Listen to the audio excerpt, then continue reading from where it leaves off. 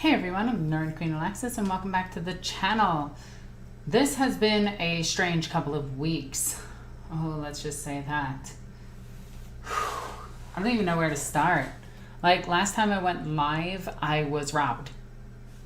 So that's a thing. That was super interesting. So we actually have an update on that. And I'm going to say this periodically throughout this, depending on the amount of viewers and everything. But the guy was caught. Like, flat out. The guy's name was Damien Sparoni? Sparano? Yeah. And yeah, it was weird. He apparently like ran through my apartment complex and just robbed like 30 cars in a row. So here is, let's see. Oh, that's gonna grab the wrong one. Let's see if I can grab it really quickly for you guys. I think it's just the wrong website, but I can just change that really quickly to this. So there it is. There it is. Boom. There we go. So that was a thing.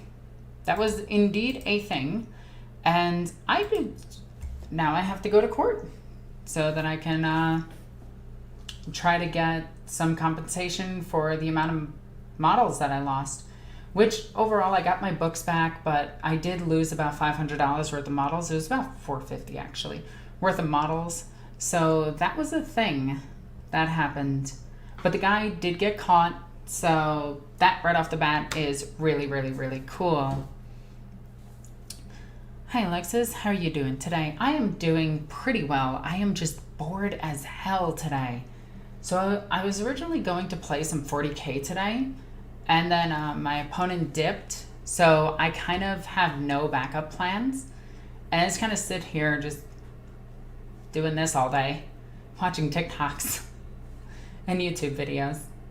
That's pretty much been my day. It's been very boring. But is what it is. A lot of the stuff is taken care of now, and that's really, really, really good. So I got some closure out of that. And yeah, it's been interesting.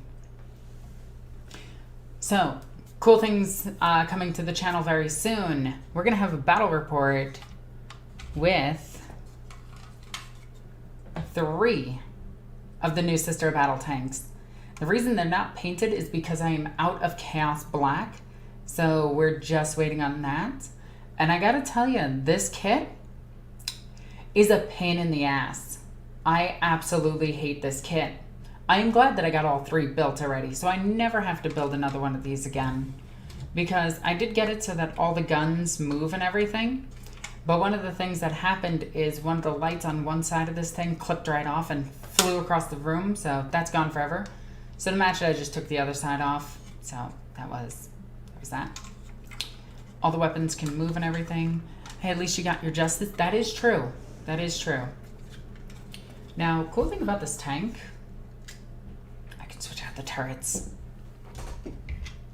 I made it so the turrets can fit. There we go. So now I have the autocannons, which is super neato mosquito. I don't know which one's a better though. I honestly think the autocannons might be a little bit better, just because of the sheer number of shots. But yeah, so those are done and out of the way. They just need to be painted. Good to hear about your car. Can we pick your brain about Warhammer 40K related stuff? Of course. That is one of my favorite things to talk about. That, Jurassic Park, and like comic books for no reason. I am a complete nerd at heart. At least you got justice. Yep, we read that one. Woo, right as I have to go to work. Oh, I'm so sorry. So everything is wrapped up in a neat little package then. I thought the immolator was an annoying... Oh my god, yeah. The immolator is crazy to build. I haven't built an immolator yet. Somebody just texted me. Let's just see that. Ooh. Sterling just finished his entire Tyranid army, which is kind of crazy because, well, you can't really see this. This was a bad idea to try to show you guys. Actually, no, we can show you this. We can show you this. I know a way to show this. So let's save this image. Okay. Sterling is an amazing person, has amazing painting, and he painted this entire army in 8 hours. Or is that what he said? I want to say it's what he said. 8 hours from sprue to fully painted. Now, granted, they're fully painted to a point, but they are fully painted. So let's take a look at these really quickly. Let's go ahead and take a look at these, because that is always cool to do, right? I am always interested in looking at fully painted armies. So let's go ahead and go here. So this is his fully painted army. Excuse the picture quality, it's from a phone, but this is his Tyranid list that he's bringing to a tournament this weekend. And I honestly think this is crazy because of how many Carnifexes it is. Because this is 4, 8, 12, 13 Carnifexes. It's ridiculous. And he's got 2 lictors and a bunch of rippers for troop choices. So ton of Carnifexes. He doesn't plan to win, just to go to have fun, which sometimes you have to do in games. Like, let's be real. Even at tournaments, there are people playing just to have fun. So let's switch us back to here. So Sterling, that is amazing. If you're watching right now, truly incredible work. Like, that's crazy. And yellow is a very difficult color to paint. Okay.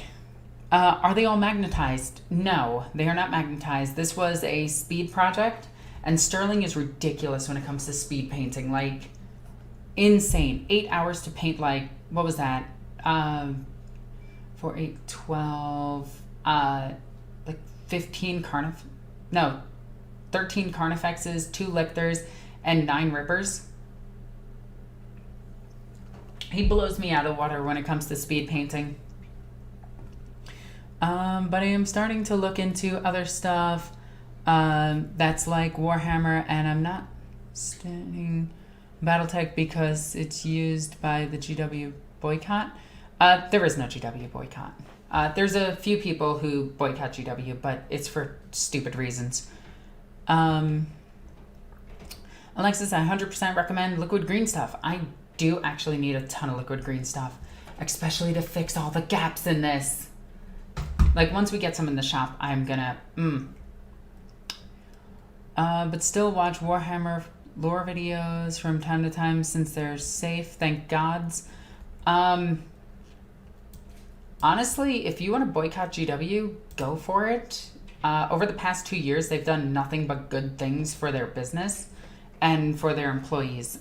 Yeah, it sucks what happened. Actually, I will get to that in just a second. Let's talk about this whole GW boycott thing, but I want to read the comments and catch up and get right back to that.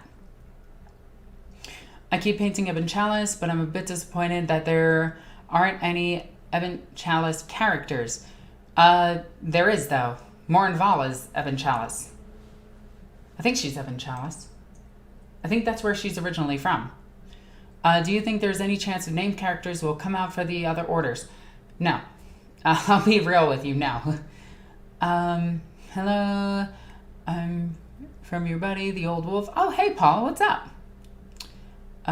Getting my Grey Knights and Thousand Suns Codex, decided for them. I just got the books today. Like, literally, GW just sent them to me today, so I might do a review of them. I'm not sure yet. Let's see. Alexis, have you played Lost Crusade? It's a mobile game. I actually have a video coming out about it. It's pretty decent. 8 hours, that's impressive for a battle-ready army paint job. That makes me, makes a 1K battle-ready army. It takes me 30 hours for a horde army. Yeah, no, that's a 2,000 point list, too. Nothing wrong with meme lists. Yeah, no, it's just for fun. It takes me 8 hours to paint just one model. Yeah.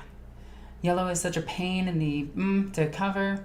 Yeah, no, he did that without spray paints. Like, the only spray painting he did was for base painting, which he did half black, half white. So I forget what it's, there's a name for it. There's a name for it where you spray the entire model black and then pick an angle and spray that white so that it has a nice shadowing effect on the entire model as you paint it. I just cannot for the life of me remember what it's called. But that's what he did for all of them. Ma? Hello? Thank you for choosing Hilton Hotels. We would like to... What? Don't call me. That's weird. Also, get away from me, bots. Anyway, that was weird. I hate spam calls. I seriously can't wait to construct that. Of Adeptus Mechanicus. Oh my god. The Adeptus Mechanicus horses are amazing. I love them. Love them. Just want to say hi before I go to bed and watch the rest in the morning. Alright, take care. Liquid green stuff, get thin, throw bits of sprue into it, and it makes gray goo. That's a gap filler. That seems like a lot of extra work when I could just buy liquid green stuff. That's all brushwork for the yellow? Yeah, it's all brushwork for the yellow. It's mostly contrast yellow, but even still. Zenithal, thank you everyone. Oh my god, I love each and every single one of you. Okay. Thank you. So, let's actually talk about this GW thing. Okay? Because, one, it's really stupid. But I want to put this out there. No channel, aside from maybe like a few garbage tier channels, are going to get hit. TTS is totally safe. What TTS did actually put them in great danger with that last video because that counts as liable, which means that they can be sued, and GW, if they really wanted to, could sue them for the amount on their Patreon currently for the past 10 years. So they could sue them for like $1.8 million if they really wanted to. Is GW going to do that? Absolutely not. It's stupid. 2, the whole thing about IP is strictly to protect their business from other businesses. That's it. That's really it. They did this during their quarterly review so that they can show off that they're protecting their IP to their investors. That's all they really wanted to do. It was blown completely out of the water. And when I first looked at it, I immediately understood what it was. When they're like, you can't make fan animations, that's only one point in a part of a legal document, which means you have to violate all of that before GW comes after you. That's how legal documents work, okay? Now, showing love from Brooklyn. Yeah, I'm from Queens. Love ya. But all of the people who are like, oh, boycott GW, they're typically people who only watch lore videos and watch like certain personalities on YouTube and never actually participated in the hobby itself. But a lot of YouTubers like me, Tabletop Tactics, and other battle report channels, we've been getting things from GW for like years. GW has loved the YouTube market. It's free advertising for them. So they've been going out of their way to help out YouTubers. Now, that being said, they have done some shady stuff in the past. The whole thing with their current but the whole current thing with the mods and everything from the Total War games, that was only shut down because the guy was actually violating a problem. It was actually violating the terms and services from the mod community itself, where it just said, don't promote your Patreon. And he was literally doing it in everything and then trying to build up clout. So that's out the window. I'm sorry, that guy's kind of an idiot and screwed it up for the rest of us. As for channels like Major Kill, Remlays, TTS, they're not going to be hit at all in any way, shape, or form. They're free advertising for Games Workshop. Now, is Games Workshop going to put out its own lore channels and things like that? Absolutely. And it's probably going to blow anything that any of us could do by ourselves because they simply have backing. Am I going to participate in a boycott of GW? Absolutely not. As an entrepreneur myself and a business owner myself, because technically my channel is my business, GW is one of the businesses that I aspire to. Games Workshop, in the past, since 2019 all the way to now, has tripled, quadrupled their profit margin during the pandemic. And instead of being like, oh, we're super greedy and everything and taking all that money, they kept all of their employees at home with full-time wage while at home during the pandemic so that they didn't have to come in, so they were taken care of, and then paid back their country's debt that the stimulus checks gave their employees.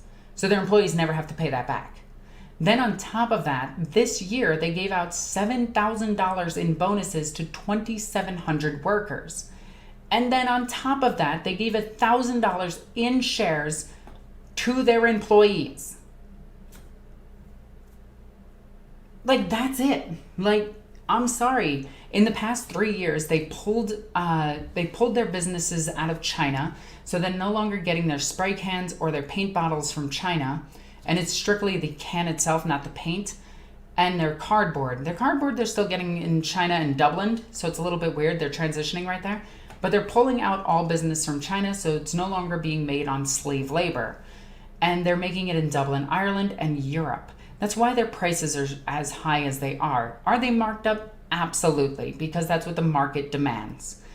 And the fact that there's this whole silly boycott thing because TTS, which hasn't made a video in 6 months, is suddenly just like, we're too scared, yet they keep up their Patreon, yet they keep up all of their videos monetized. I'm sorry, that's ridiculous. I'm gonna say it. Also, for a baseline employee at Games Workshop, currently, I'm not talking about when Kirby was in charge, but currently you make about $27,000 to $30,000 a year, which is not great, but it's actually good. Like, it's Games Workshop, even as a manager I work as a manager. Well, I've worked as a manager. Currently, I'm not a manager. I'm just a store clerk. But at the same time, I've worked for businesses my whole life. I can tell you this. Getting your foot in the door and working as a manager of a Games Workshop for like 2-3 years is excellent. You won't get paid that much. That's fine. Because Games Workshop isn't that big of a business. It's a $4 billion business, which sounds huge, but that's not even in the top 100 businesses or top like 300 businesses in the world. It's a big business. It's one of the biggest in Europe. But working there is great and looks great on a resume, and it's simple managerial work that can get you into Fortune 500 companies, which could actually help you out. Anyway, the boycott GW thing, it's a meme.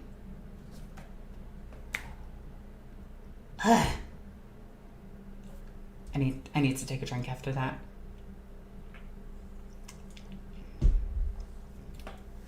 Okay, so don't do anything until you get a cease and desist. That's true. YouTubers, even obscure ones, get free stuff. Yeah, painters all over Twitter get free stuff. Don't push your own Patreon then. You can if you're a personality like myself. You should go and check out my Patreon. Link is in the description. Please check out my Patreon. I kind of make a living off of that, and it's not very high. In fact, if you want to know my yearly budget, I can tell you. It's not good. Oh yeah, don't push your Patreon if you're part of a mod team, because then you're selling stolen IP. I don't want to boycott them because it's mostly going to affect the stores and warehouses staff and not the big people who decide the rules. So Games Workshop is actually not that big. All right, I'm going to tell you this right now. Forge World and Games Workshop's business is like one big giant building. It is silly how sketchy this is. It's not sketchy. GW is actually like 5 businesses. There's Citadel, Games Workshop, Internet, Forge World, and then there's another one, Black Library. All of them are subsidiaries of Games Workshop, and they all exist within like an hour of each other. It's really, really, really funny that at any one point they could just contact each other. The legal department in Games Workshop is hilariously bad, to the point where most of the time they meme each other. Like in 2006, when they accidentally got the rights to the Space Marine name from Fox by accident by saying that it was on their toy brand. And yes, you can look this up. And then Fox sued them. and GW lost. Or Chapter House, where GW put them into so much legal debt that they couldn't do anything. Yeah, that whole thing, GW was like scraping the barrel, like trying their hardest to just keep it going so the other person would back out. But if that person had the financial backing, they could have beaten GW in a legal debate, in a court of law. There we go. Most of the time, Games Workshop just tries to settle because they can't win any court case. It's really funny. Have you noticed in both this last Sister Codex and the new one, the artwork of a huge sister tank on tracks, but with a huge cathedral on it? Yeah, that's the Imperatus, I think it's called. It's an actual thing in the lore. Honestly, yeah, the boycott sounded ridiculous. Yeah, and besides, GW literally just released Deathcore Krieg. They're fine. They just released new Orks. They are fine. Since one of the two biggest factions in 40k is Ork players, they're gonna be fine. Interesting this. I hope it goes up permanent on YouTube. I don't know what you mean. Man, I wish I was working for GW. No, you don't. They don't make a lot of money. They're an intro business. They are good for full-time work if you are living with somebody, but the housing market right now is causing every job to suffer, and I could go into detail on all of that, where the housing market is actually the biggest problem currently that millennials are facing, and it's because the 1% just keeps buying. Especially now in October, which got pushed back 3 months, so I don't know the exact date when it is. But when people get evicted from their houses, it's going to be 3.9 million people evicted from their houses. The 1% are going to buy up those houses, charge about $900 for rent, which no median income house can actually make reliably enough to pay for all of their bills, plus rent, plus utilities, and it's going to be a huge problem. The biggest problem America faces, actually all first world nations face, is the fact that the 1% own the housing market. So there you go.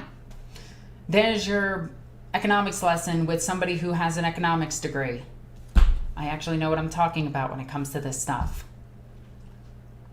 Got a lot of money last year. No, lead them back. Okay. Most people I know boycotting GW don't even buy official minis. They rip off PDFs, and yeah, that's the biggest problem, is a lot of these people who are like, oh, I'm boycotting GW, I'm doing my part.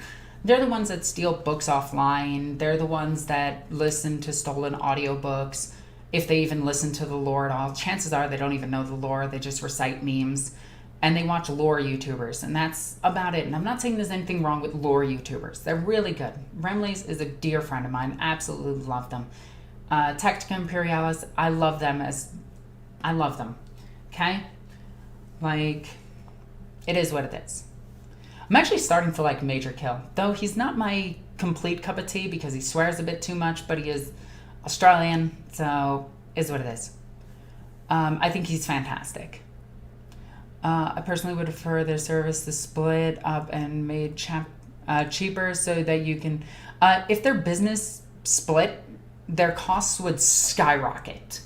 You do know that it's all made in one like central location and then distributed around the world. That's why it's as cheap as it is. And yes, I will state that GW miniatures made in a developed first world nation are cheap. Like, they could be a lot more. Just saying. Forge World has been slacking on quality lately. They always have been. Forge World is a tax write-off. Speaking of sister tanks, I agree the new sister tank is kind of a pain. I'm currently building one. Yeah, they are. I have a feeling there might be more to the story, but we only have GW to blame at the moment. No, you really don't. You have the full story in front of you. People overreacted. A lot of YouTubers love using clout and drama to build up their channels, and that's what happened. Hell, you can even watch Major Kill's video on it, and he says pretty much the same thing. You've got foreign investors buying houses, lands. No, yeah, they're still the 1%. There are like 3 different boycott camps. Not will succeed. People don't like the FOMO stuff selling out instantly, poor allocation, and people are upset about the animation stuff. Okay, so Nicholas, let's address each and every single one of these points. I don't know what FOMO is. I'm going to be honest, that sounds a little weird. Can you care to explain that? Stuff selling out instantly. I think you need to remember this. We're in a fucking pandemic. They are down to a skeleton crew trying to make orders for thousands upon thousands of people. The fact that GW has made orders at all is incredibly impressive. I'm just going to say it. The fact that they have been able to rotate their staff just enough to match demand so that their company doesn't get sued by all of the people they have contracts with, which is small stores, by the way, is honestly incredible. The fact that they can even pump out enough to restock stores is crazy good. And your problem isn't with GW, it's with scalpers. Scalpers are the worst thing to happen to anything ever. They will buy everything up instantly. They will sell it online at 5 times the value. If you think that this is a problem in 40K, you should try to buy a PS5. And I'm not trying to attack you. This is just the idea in general. Fear of missing out, well, it sucks to suck. Like, they have to make limited quantities, and the biggest thing now Games Workshop is doing is they are making things made to order. Okay, so I'm trying to get through all of these comments. I do apologize. I am going to miss some. I'm going to skip a few. The reason I don't give GW money directly is due to piss poor customer service from them. I would love to hear a reason. I got much better customer service from independent realtors. Yes, you will. That is 100% exactly what they do. They mostly supply independent realtors. Support your local gaming store. I'll never support Major Kill since he dropped a lot of... Yeah, he does. I don't support the way that he talks, like, at all. Also, thank you for the donation. You're awesome and I love you. I don't support the ideas that he peddles, but I still think that he is okay. I think he's a decent person, like as a person, because I don't watch his content. I will be real with you. I barely watch 40K content outside of battle reports. Okay, I'm not ragging on GW, just stating that one of the boycott groups. Okay, no, that's perfectly fair, and I do apologize if it came out as a personal attack. That was my bad. Okay, agreed. PS5, Xbox, graphics cards, and more. Oh my god, trying to buy a graphics card right now is impossible. It's physical objects, not software. Someone has to make the damn thing. Agreed.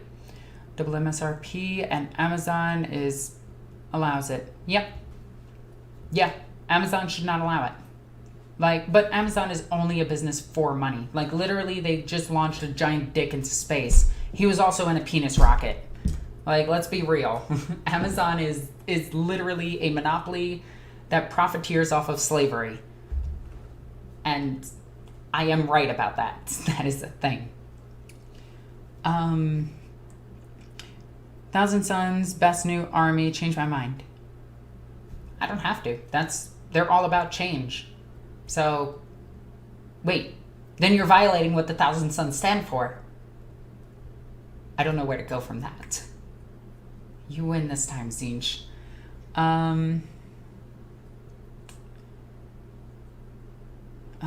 Somebody talking about me being a goth girl. Yes, I am. I think they commented a few times.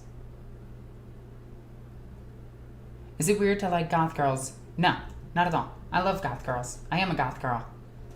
Like, I'm into alternative cultures. Hell, I'm a freaking Celtic druid, so yeah. What's the status of Rosalina in 40K? In the last battle report, she got shot to death. But, you know, characters never die in 40K, especially your own fan characters. Currently, God, what would she be doing? I would have to think about that. If you're in my Discord, ask me this question later on. I would love to answer this in way more detail. Hi from Wales. How are you? Hello, entire country of Wales. I've been to Wales. Wales is beautiful. I absolutely love that country. Also, they're one of the few countries that protected the Gaelic. So, Wales, you got a special place in my heart.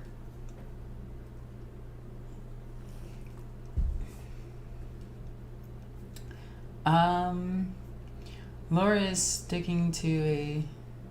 making sense. In fear, please? What? Okay, I'm sorry. I'm a little bit confused. Laura is sticking to a contemplation that makes sense that current lore of 40k doesn't seem to be completely reliable. Pay me in fear, please? I am so confused. Gaunt girl. No, I don't like, I know this is going to be weird, but I've never actually read the Gaunt's Ghost series. I've always put them off until all of them are on audiobook, but I think they are. I've just pushed them off for so long. Let's see. Just dropping in, but you have to talk about your take on the new kill team yet. I absolutely love it. The new kill team is so much better. It basically has the best parts of Infinity mixed with the best parts of a simplistic version of a game that is both fun to play, easy to understand, and actually you don't need to know anything about 40k to play it. Like, it was an actual fun game for a skirmish game. I hated Kill Team. Like, original Kill Team was absolute trash. Back in 4th edition, 5th edition when it came out. 6th edition, still trash. 7th edition had Shadow Armageddon, was trash. 8th edition had Kill Team, it was trash.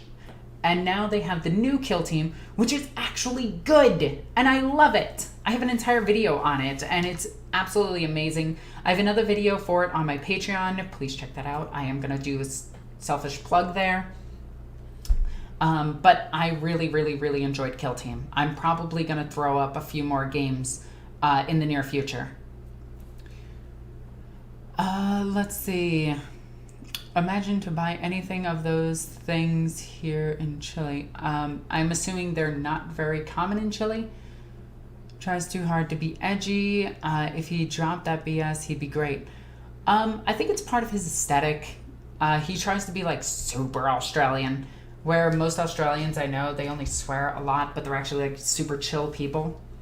I love Australians. You guys have a beautiful country too. Honestly, next time you stream it, should be just sitting in that petting your Reaver Titan. I can go get my Reaver Titan. I'm gonna go get my Reaver Titan. Come here, buddy.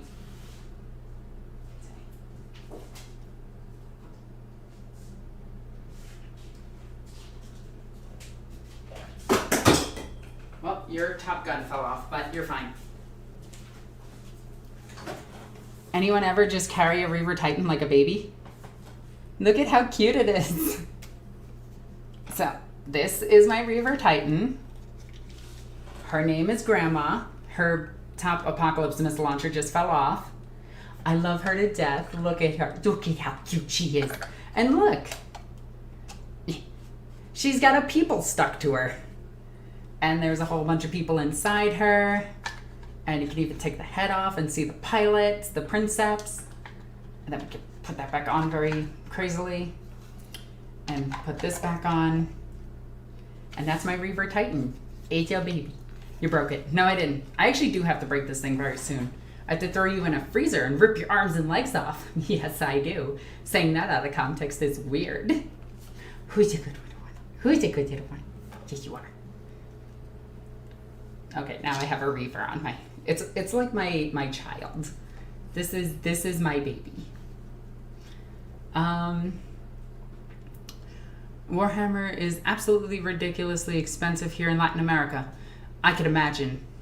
Do you have a model in 40k that you do not like the look of? Yeah, pretty much the entirety of the Chaos Space Marine line. They all look silly. More specifically, the Khorne and Slaanesh stuff just looks stupid. Let's see. The newer models for them look really good, though. I like those. I like those.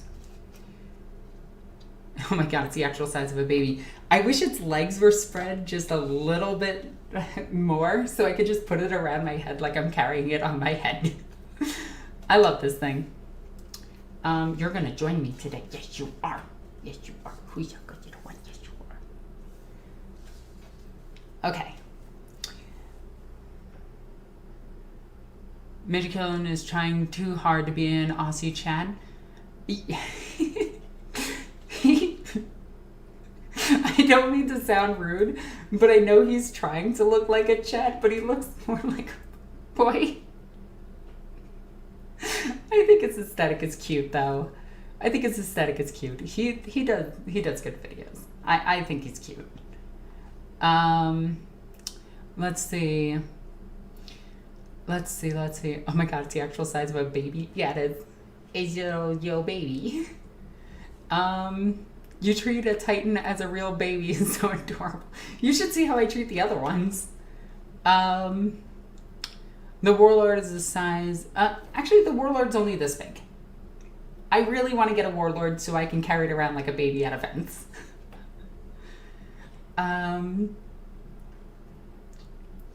Here in Chile, we have a lot of stores. Have you checked if you can send it from here? No, I haven't. Have you been tempted to buy the bigger one? God, yes. This one was a gift from a fan of mine a few years ago, and it was absolutely amazing. And I had Rockstar Sanguinius painted up, and this thing is full of dust right now, so I do apologize. It is a little murder machine. Look at it. It just jumps around like a murder machine. Sorry. I shouldn't be taking a god engine and talking about it like it's a child. Have you read Requiem Inferno yet? If so, what do you think of it? It's an amazing book. I absolutely recommend that one. Alexis, thumbs up when... What? Hey, we just got a patron. Awesome. Thank you so much. Oh, that is so cool. I didn't know that would show up. Not all chaos is bad. Okay, so let me correct this. Chaos from 2015 and back is bad. New Chaos Space Marines are absolutely amazing. I'm afraid. Yeah, I gotta figure out how I'm going to ship this thing. That's gonna be a problem. Getting a Titan is probably a better financial decision than having a baby. I do want a kid one day. Actually, one day soon. Have a little tiny me running around. That sounds terrifying. I know Victor wants a kid. Well, I don't know if Victor actually wants a kid. I think he wants a kid because I want a kid. So we're gonna do that. We're going to have a kid soon.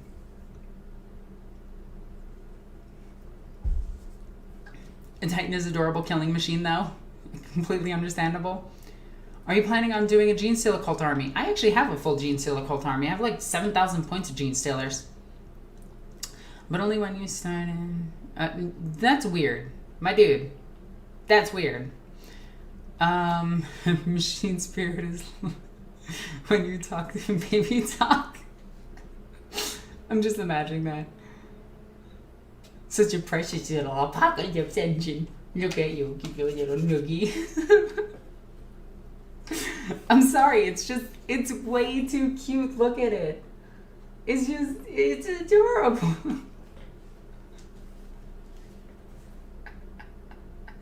I should put this thing back. I'm having way too much fun with this. Here. Buddy, do you want your cookie? Look, we can give you a cookie. Yeah, nom, nom, nom.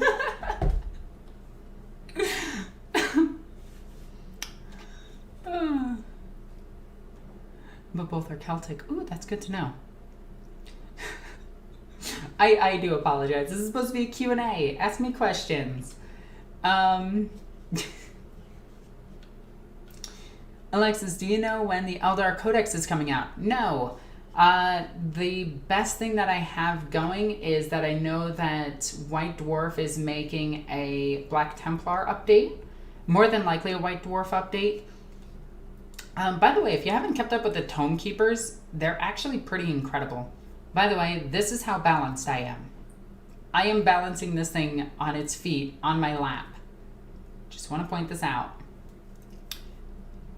Do you think the next Codex release will be Astra Militarum? Not yet. Who's in the door with your murder machine? In a dreadnought voice. It's me. Alexis, I finally came back to the hobby after 15 years. With a new Chaos Reign, I can make my Dark Mechanicus. Do it. Do it. Use the Mechanicus keyword. Use the Mechanicus Codex and you can get some really cool stuff. Or you can actually build war engines. You know, I'm probably making so many people nervous right now. Because this model's like $1,000 something.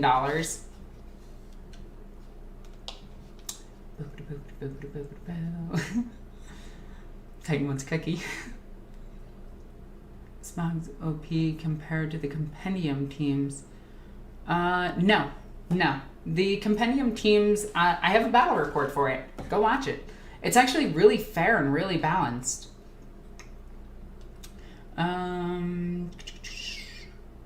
Now I imagine the Reaver acting like an excitable poodle. I can believe it. Let's see. Sorry, English is hard. It's all good. Alexis, do you, for a subscriber, more? I don't know what you mean. In fact, there's 6 Celtic languages split into 2 families. Oh, that's actually really cool. My anxiety is through the roof. Please don't drop it. Oh no! No, these things are really balanced. Like, it's kind of weird. Like, I can shake my knees and for the most part it stays there. Like, that's the craziest part of this whole thing. Oh, wait a minute. Stay balanced. Come on. Okay, let me move my ankles just a bit.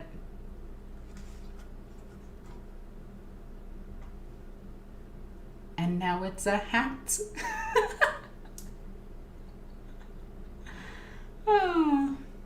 When are you reviewing the new Grey Knight Codex? So I just got those in today. And I've been meaning to read them, but I just haven't yet. I'll be real. I want to. Let me go put this thing back.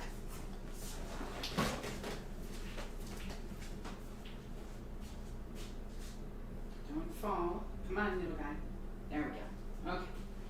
Boop. Okay.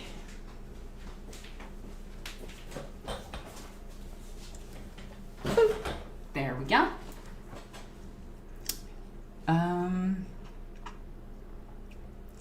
You can get a thumbs up, and this one guy keeps posting about feet. It's so weird. Like, does this work for you? Any painting tips for somebody building their first Sister of Silence box? Oh my god. Okay, so follow the instructions very carefully. And don't put their, like, Retributor Gold is going to be your best friend, and Seraphim Sepia is how I do all of my gold.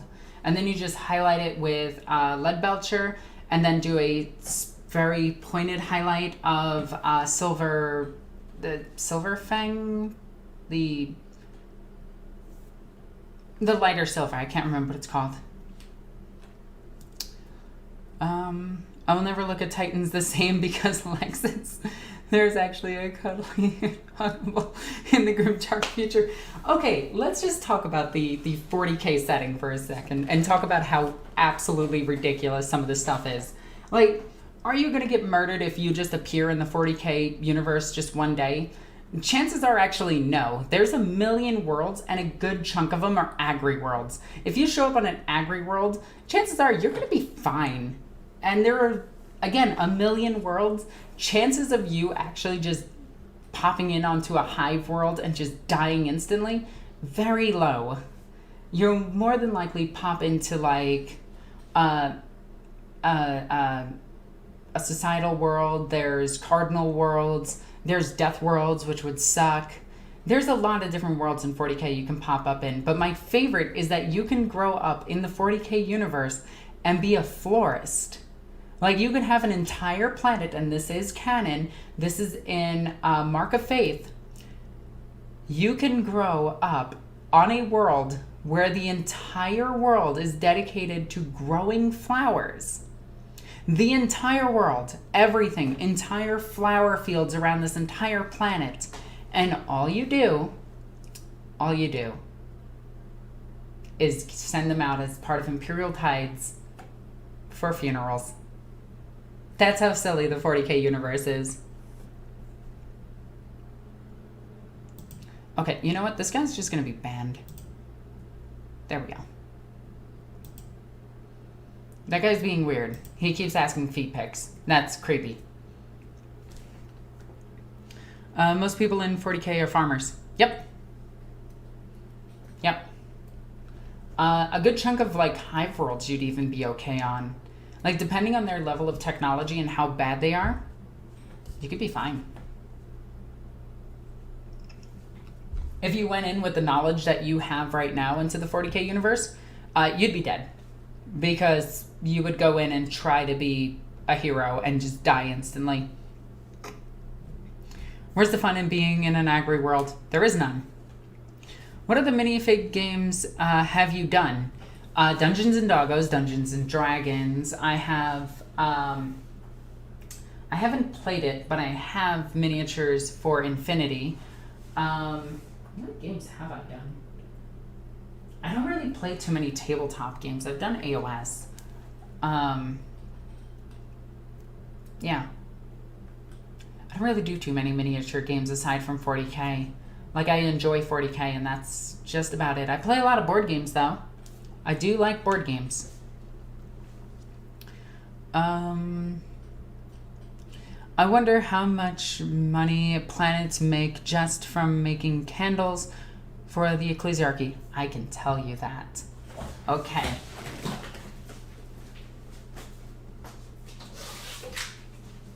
I conveniently have the resources for that. I can tell you the logistics of 40K. I can even tell you how much an Imperial ship is, and they're a lot cheaper than you think.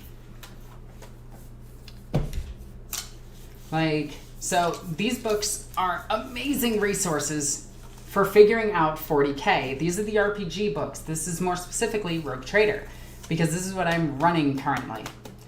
And I can tell you this. You can figure out the price of one thing and then figure out 40% of its cost and figure out how many are made per plant and then figure out how many plants are on the planet itself and then times all of that, and you'll find out that a planet that makes just one material usually rakes in a couple of $1 billion a year. You're welcome for that. Let me just put these down. Yeah. I really got to find a new time for my RPGs. There we go. Dropping the ban hammer. Yeah, and somebody that's asking about feet. That's weird. Like, if you want to see my old modeling pictures, just go look up my other accounts. Aggressive, right? Okay. I'm shooting to be an Astartes just for the extra organs. You'd be dead. I'd be honest with you. Scout company for the Adeptus Astartes numbers in the millions. They use an entire planetary population to make sure they have enough recruits for the number of losses that they have. You would more than likely be dead because you don't have the body adaptations that they have for the planets in 40K. Chances are we wouldn't even look like the humans of 40K. They'd probably be bigger, shorter, or weirder than us. There's some humans with transparent skin in 40K. There's some humans in 40K that their skin is made out of the same type of material that, like, feathers and scales are made out of. There's a lot of weird things in 40K that are human. And it's kind of neato mosquito. Oh, thank you, Chat Orc. Now that's why I come to your channel. Candle prices in the 40K universe. wonder if I can tell you the exact price.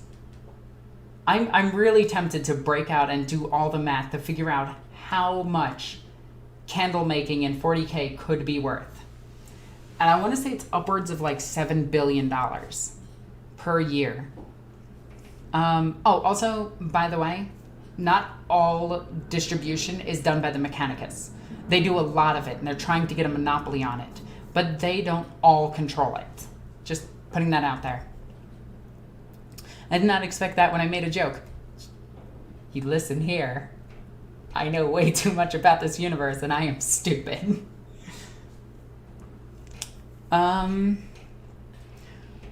Let's see. You are a scholar. I'm an inquisitor. I'll have you know. I need to know these things. That's a joke, obviously. And this stack of books. You want to see a stack of books?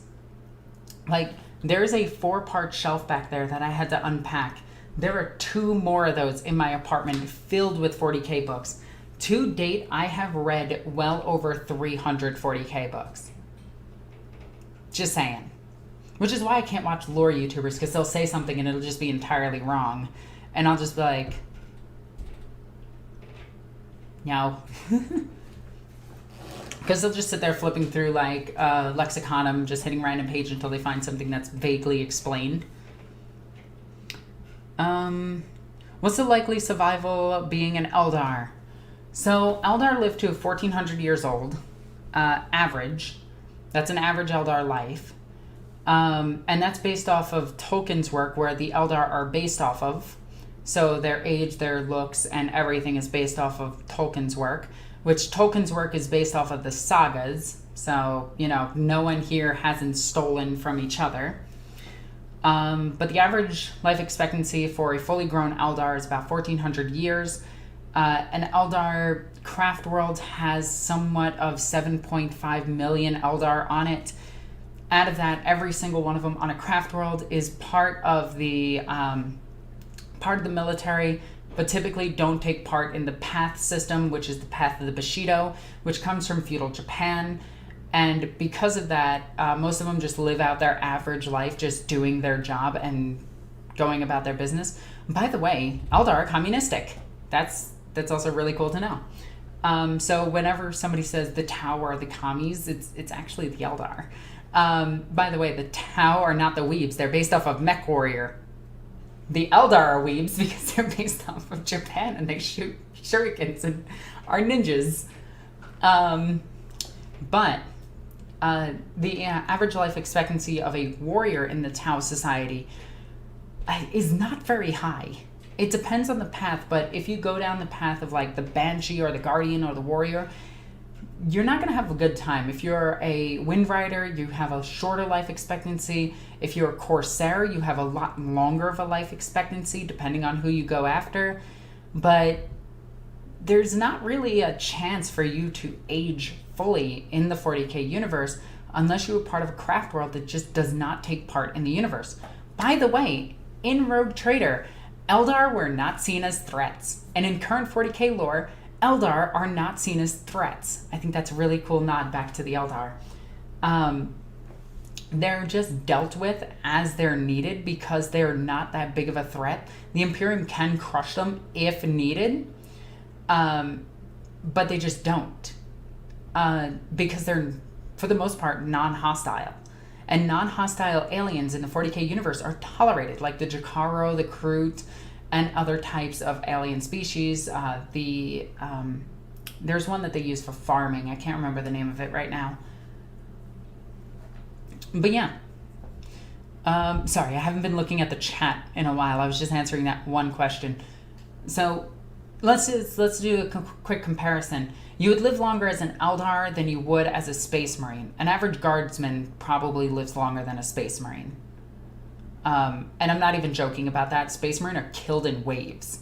Like, Space Marine chapters die really quickly and need to replenish all of their stuff really quick. That's why most named characters are captains who have plot armor protection.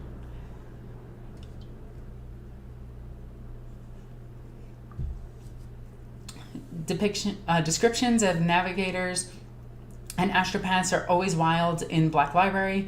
I'd love to see them represented more in games. Play Dark Heresy. For the most part, they can actually just be fully human. They're based off of Dune, which is based off of Wolfcock's work. So there's a lot of things that they come from. 40K is an amalgamation of most sci-fi universes that existed in the 70s and 80s that have just been fused together into the Warhammer 40K universe. And Warhammer 40K has made itself different enough from all of them that it is inspired by, but not a direct copy of.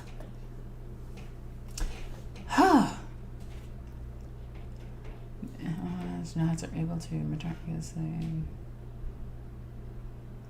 Okay. So please, we want to see your stack of books. They're all packed up right now, unfortunately, but it is a lot. There is a lot. I have to sneeze. I feel like I have to sneeze. I definitely have to. You know that feeling you get right before you sneeze where you're like, I have to sneeze? But then it goes away when you mention that you have to sneeze. So now it's gone. Is it there? Is it gone? I don't know. I'm planning on building a Genestealer cult based on the one which also worships Old One Eye. Is it a good idea to repaint my main Tyranid army to coincide with the cult? You don't have to, but I have a matching cult to my Genestealers, matching cult to my Tyranids, and it's kind of neato mosquito. My Genestealer cult is called the Illuminated. They come from the ranks of the Illuminary Guard, which is my Imperial Guard regiment, which come from the planet of Firecough, which is a forge world that makes lumen globes, mostly, which is lights, by the way, in 40K. The High Fleet that they are based off of is a branched High Fleet off of Kraken, known as Kraken Tooth. So yeah, I have a lot of lore on them. They're also a Mad Max cult. Do you think there will be an end to 40K stories? No. I'm no scholar as you, but when the lore channels say something that is just wrong, it makes me cringe hard and sad inside. That's why I can't watch things. Like any lore channel that's like, a human can't fire a bolt gun. I'm like, yes, they can. They can fire it one-handed. A bolt gun has barely any recoil. The only reason that humans have a hard time shooting a bolt gun, an Astartes level bolt gun, is because it's so awkwardly big and heavy that they have to brace it. That's the only reason. That's one of the things that just immediately gets me is like when people are like, bolt guns are this super powerful weapon and las guns are garbage. And it's like, actually, it's the opposite. Bolt guns are pretty much useless outside of murdering like really tough enemies in close range, mid-range, but a lasgun is way better in terms of utility, damage, and the fact that it can be used in every situation. A bolt gun can't be used in a boarding action. Like, Space Marines have to switch to their Astartes shotguns, which is also why Deathwatch have Astartes shotguns. Space Marines have those as well. Ideal life in 40K universe, being an Eldar candlemaker in the craft world. Even more ideal would be a person of noble descent on a feudal planet that doesn't know about the Imperium, where you're just living as a king or queen or ruler of non-binary descent, just running and ruling over a planet and never interfering with the entire Imperium in your entire existence. That is the more ideal life in 40K. Or living on a developed world that has never had contact with the Imperium, or has had contact with the Imperium and has since lost it. And you're just out on the fringes. Like if you're in Sector Obscurus, but you're in like the left-turn hemisphere of it, and there's no real threats near your planet, you're perfectly fine. Grox, thank you. Also, Tower Nakamis, literally the caste system is... Yeah, the Tower actually Indians, like from India. Their whole society and everything and the way the Tau are is Indian. That's why their god is Sheva. Oh yeah, Tau have gods. A god, but it's actually 3 gods in 1. Being a tech adept is best. You get the mechadendrites. It is kind of cool because if you really want to be survivable in 40k, being a part of the Adeptus Mechanicus is a great way to do that, especially if you prove yourself to be smart enough to be a tech adept, even up to a tech priest or a magus or any type of actual symbol of authority within the Mechanicus. You pretty much have an indefinite lifespan. Like, Belisarius Call is 10,000 years old. Which is why whenever they say anything about, what's his name, Dante, where they're like, he's the oldest living space marine, excluding dreadnoughts. Or that time that all the space marines came back from 30k. Or those 4 dark angels that travel through time. Yeah, Dante's old. He's actually 1400, I believe. Something along those lines. He's old, but he's not the oldest space marine, which is weird because that's his title, is he's the oldest space marine. And it's just like, but he's not. He literally has dreadnoughts next to him. And it's like, oh, well, no, those aren't space marines. And it's just like, okay, so the lunchboxes don't count. What about Belisarius Call's first company of Primaris Marines that are 10,000 years old? Just saying, Primaris Marines are older than him. Oh, and Primaris Space Marines were first started in 2004. For any of those lore purists who don't like them, the idea for them was pitched in 2004. In fact, it was during the Connor crusade that it was first pitched.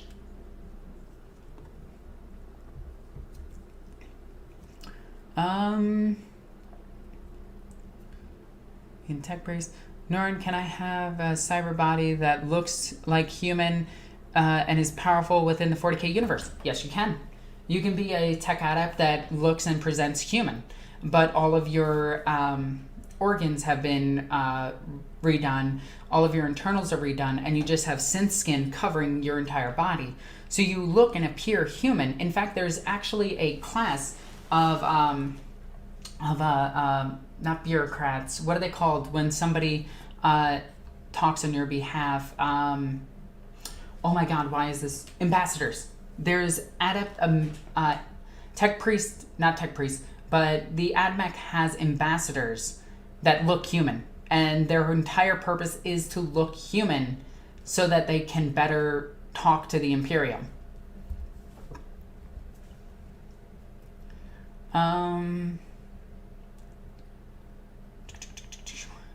Norn, okay, I just read that one. I would love to see a video about everyday life in the 40k universe, depending on the planet. You could actually just play Necromunda. Necromunda is a great example of what happens in the lower hives. What are your expectations from the Eisenhorn TV show? It's probably going to be bad, but I'm going to love it. Lord of the Rings elves language is based on Welsh. Now to say something to piss off every fan here. I've never seen the Lord of the Rings trilogy. I've seen part of all of them.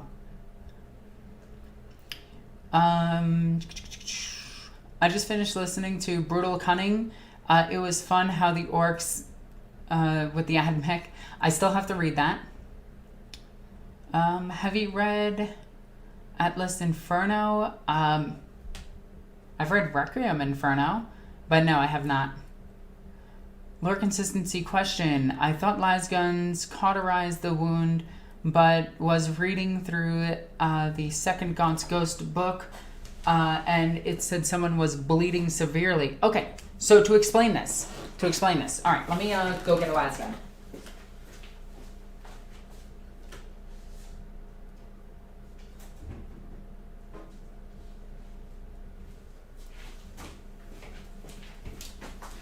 Okay, to explain a lasgun, this is a long las for anybody wondering. So it's not a lasgun per se, but it is a long las. So I need to explain this. This cartridge contains ammunition. It's an energy cell, can be cooked to reheat. That's one of the most popular things that only appears in the Dark Heresy series and the Fantasy Flight RPGs.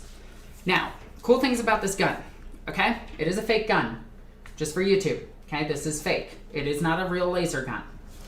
But the way that the lasgun works is it's a concentrated beam of superheated accelerated light It fires at the speed of light. Just putting that out there. This gun fires at the speed of light, and the actual hit of the lasgun itself is about the size of a pin.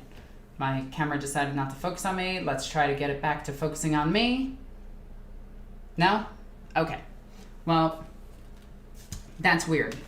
But the way a lasgun works, there we go, is this superheated piece of, well, not piece, the superheated light hits a person and passes through them. Typically it passes right through them if it is just bare skin. But if it doesn't pass through them, because when it passes through them, it'll cauterize everything.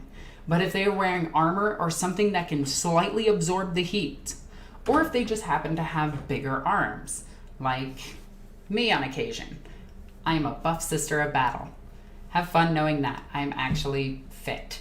But anyway, if it hits and actually has a chance to slow down just a little bit, it'll vaporize everything in its path. That means instant vaporization means an explosion. So if you get shot here, your entire arm just blows right off. You are dead. That's it. You die. Okay? Now, if you're hit in like the side and it just burns, you don't get bleeding because it cauterized the wound. If a lasgun shoots next to you, it has the same heat, so it will burn you.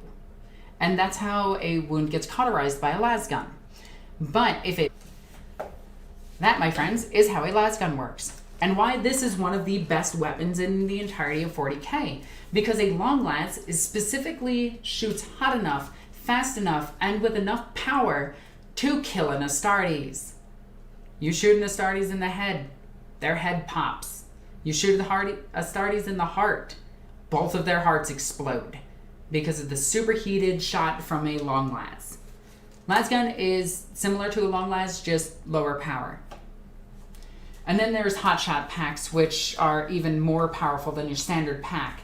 And each lasgun has two different firing methods. They have the standard shot, which is 100 charges in the cell, or they have a maximal setting, which is, I think, 2 to 3 shots, 2 to 3 charges, and it puts them all into one and fires at a much stronger rate. In fact, this is something that I want represented in 40k. If 10 guardsmen pick a target, they should be able to, instead of firing rapid fire as 1 shot each, but at a higher strength. So let me go put my lasgun back.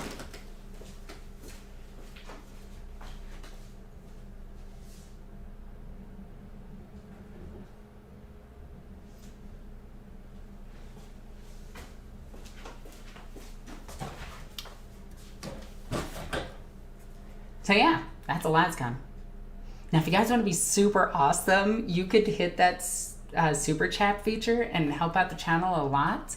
I do have to do useless plugs. I apologize, but I do need to make a living. So if you guys want to support the channel, please check out super chat or check out my Patreon. I will give you a firearm. You are deadlier as is. I will never give you a firearm. So, funny thing about me and shooting, I am a pacifist. I don't believe that anyone should own guns. Now, that being said, I will never take away anyone's right to own a gun in any way, shape, or form. My personal beliefs stop with me, okay? That being said, I have won multiple marksman tournaments when I was a child. I am actually really good with a rifle. One of my favorite things to do is go to shooting ranges of airsoft shooting in malls just to win my friends' prizes. Because it always surprises them that I am really good with a gun. Seriously, watching you randomly point out details about things like lasguns with no prep, mad respect and wonder. So, okay, let me explain to you why I don't use scripts and why my brain just rattles around in here with ideas and brain juice. If I try to read a script out loud, I stumble over my words. It's not a dyslexia, but it's kind of dyslexia. I can't read a script. So instead of reading scripts, I've adapted by just randomly pulling up a whole bunch of facts. Like, I'm like a fortune cookie generator with freaking 40K. I swear it points. But yeah. All right. I will be right back really quickly. I just need to run to the bathroom.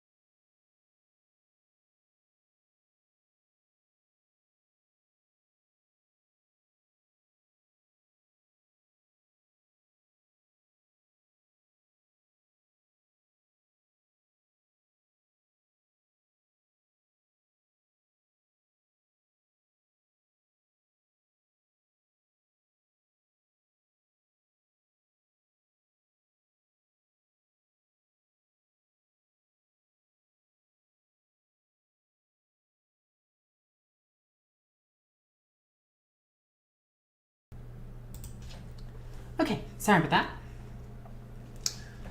that. Seriously, okay. Love guns as like pieces of technology and engineering. However, sometimes aesthetics.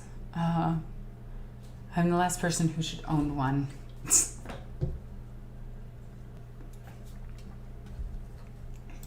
see.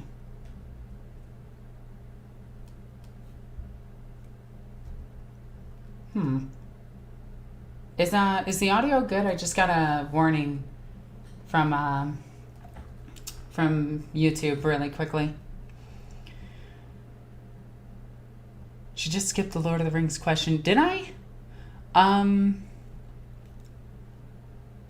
To sit through... Okay, how much money would you need to be paid to sit through the extended edition of Lord of the Rings?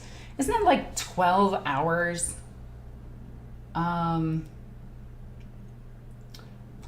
You're dyslexic. Same here. Sorry for misspelling it. All good. Thank you for the donation. You're awesome and I love you. Also, this image comes from the person currently in chat by the name of Zypher Skunkworks. It is absolutely incredible. He is an amazing artist and everyone should check him out. But to sit through the entirety of the trilogy. In fact, if somebody donates 100, I will stream it in my Discord and I will sit through the entire extended thing. I will do it if somebody donates 100 and we can watch it in my Discord. My favorite gun in 40K has to be the auto gun. In the far future, solid projectile is still effective. Yes, it is. And the reason that the auto gun is not given to the standard troopers is because the auto gun can only hold 40 bullets, where in 40K, by the way, where the standard gun, las gun, starts at 100. So a guardsman can hold 600 rounds on them at any one time for the las gun, and it's just easier to transport. But a auto gun in 40K can fire things called man-stopper ammunition, which is specially designed to punch through armor. So this is why Space Marines need to exist in this world, is because the average human has a weapon to put down a Space Marine. Just saying. Speaking about the Guard, is it a good idea to build real-world armies? I never liked the idea of building a Guard army based off of a real-life army. I personally think it's just, holy crap, you actually did it.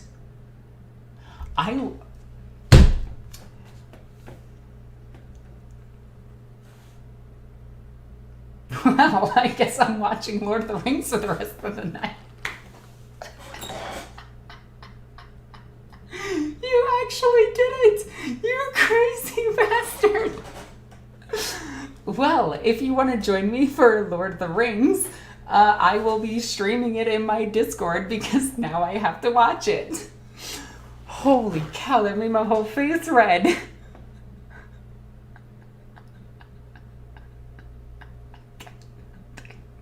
I wasn't expecting that.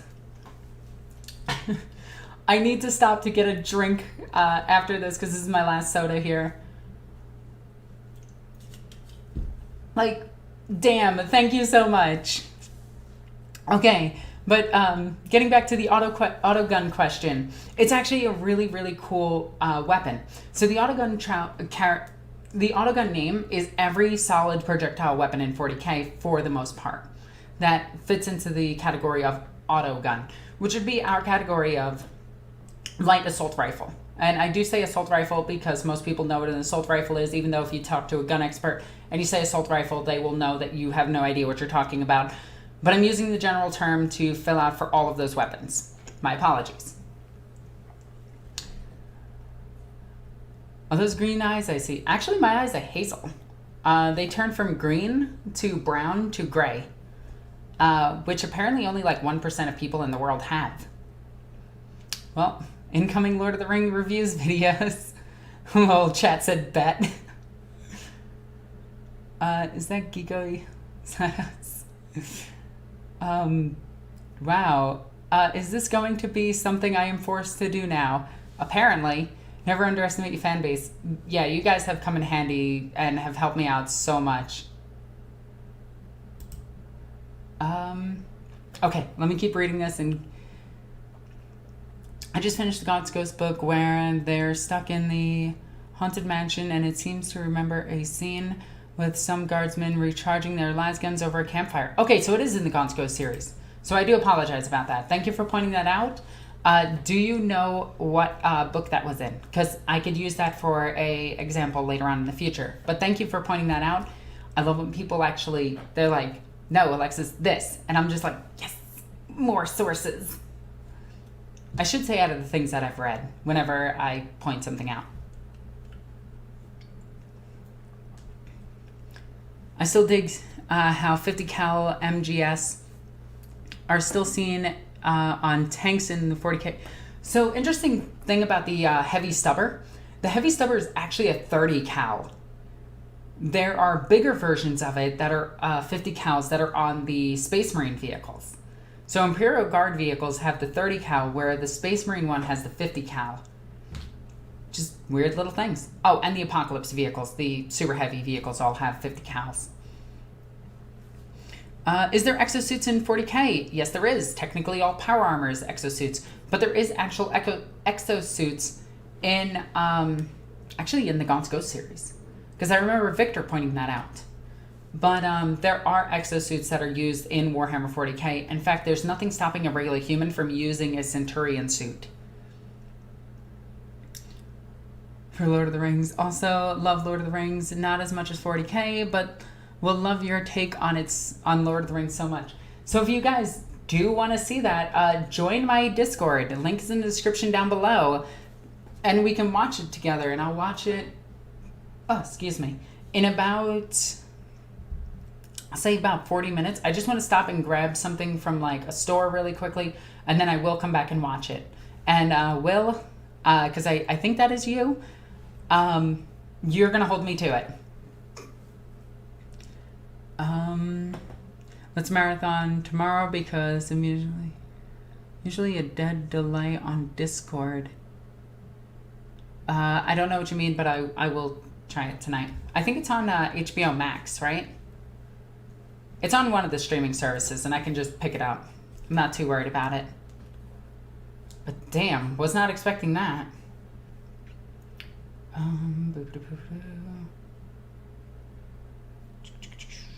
Sorry, just checking a few things. There we go. The Catatrans use a recharged las gun just when them marching in the book Death World, if I remember correctly. Ooh, nice. So that's 2 sources for that. I only knew about the source in Dark Heresy, so it is awesome to know this. The Invictor Warsuit, technically Dreadnoughts. If you really want to get technical, the Penitent Engine is also an exosuit. Any news or rumors about Tyranid Codex? Now, the next codexes that we know are on the way, or at least some of the stuff that we know is on the way, is we know that the Imperial Guard are getting an update soon. I'm expecting more things from Kill Team from them, because I think what they're going to do is they're going to introduce all of the new factions for Imperial Guard through Kill Teams. So we will have things like, right now we have the Deathcore Krieg. Awesome. But then we'll have we have Gaunt's Ghost. Awesome. Then we'll have the Talaran Desert Raiders. Then we'll have oh my god, what are they called? The Praetorians. And then we'll have like another Kill Team. That's what I think they're going to do with Imperial Guard. And then they might update their book. Let's hope.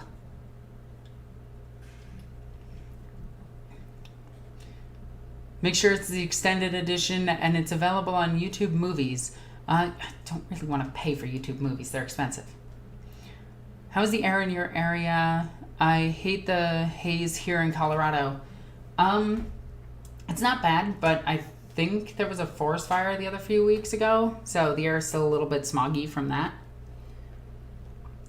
Codex roadmap releases tomorrow. Ooh. Ooh. Can Imperial Guard females take sister battle armor and repaint it? No.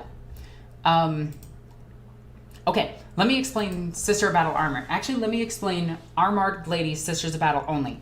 Okay, because sometimes this is different. Also, thank you for the donation. You're awesome and I love you. But sister of battle armor is given to sisters, novitiates.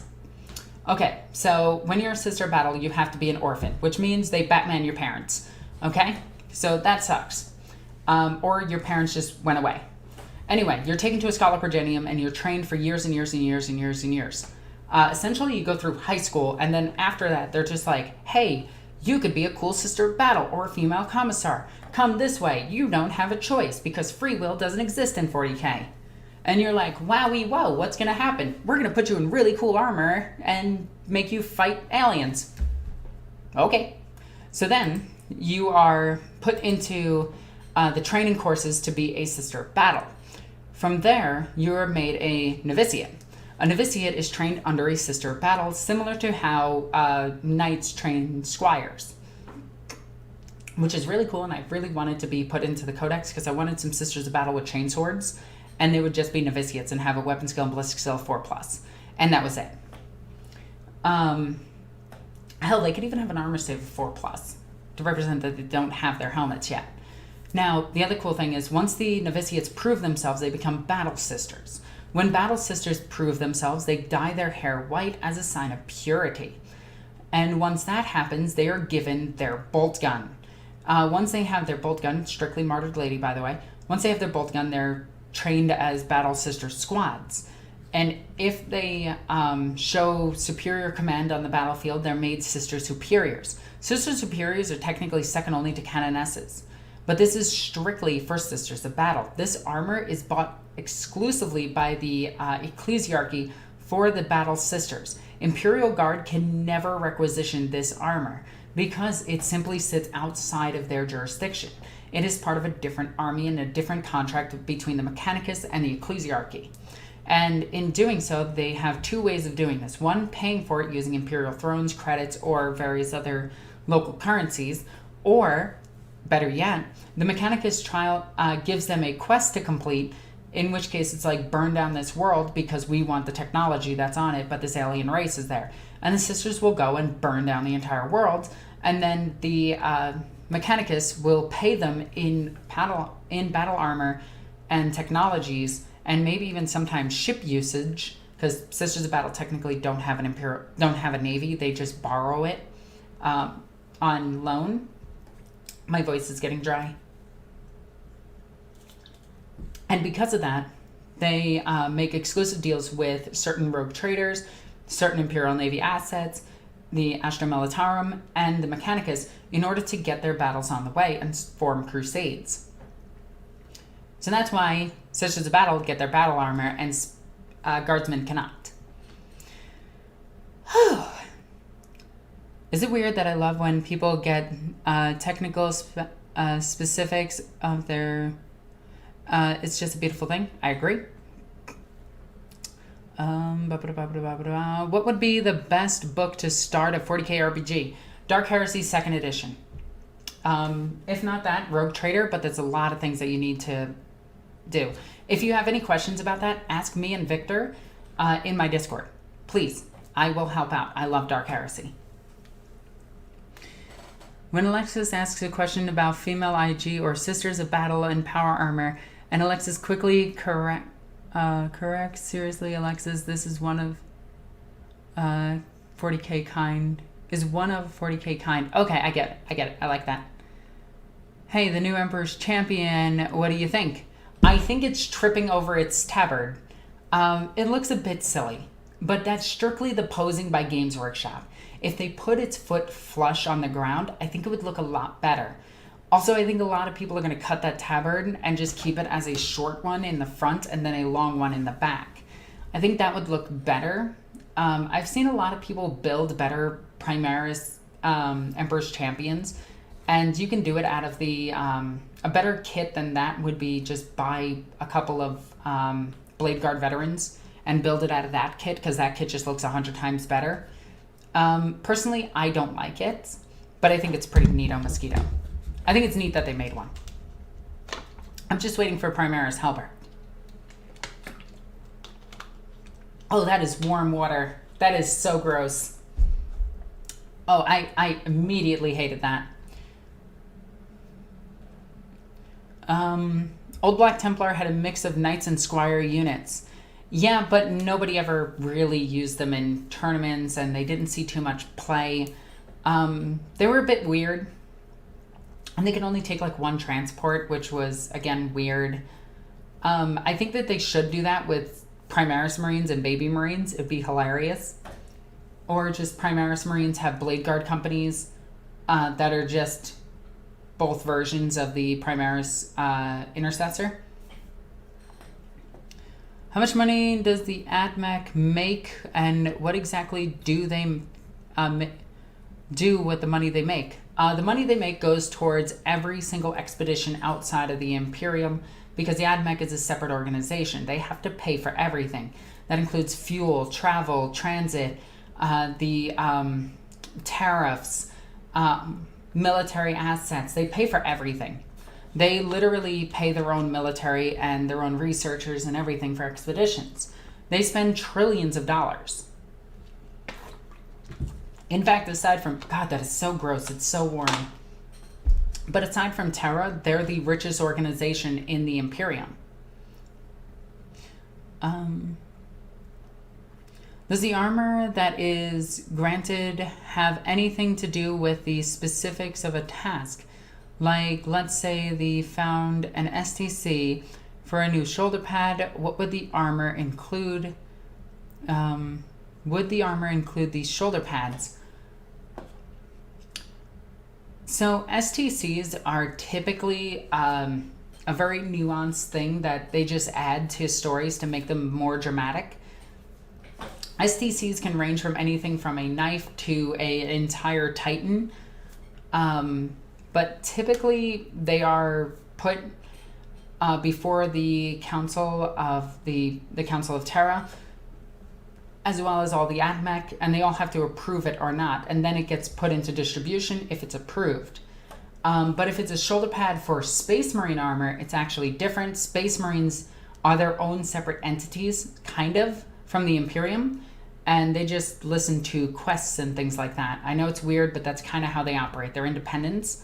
They're more like contractors, like hired contracted military. It's very strange, but that's how their stuff works. Now, another big thing about them is that they themselves get to decide what type of armor they use versus the Imperium at large deciding what type of armor that everyone should use. We're fighting now? That's it, Zypher. 1v1 me IRL. I'll get the syrup. Let's go. How do you go from playing Tyranids to playing Emperor's Golden... I'm just going to say boys. I play multiples of armies. I have 17 different armies.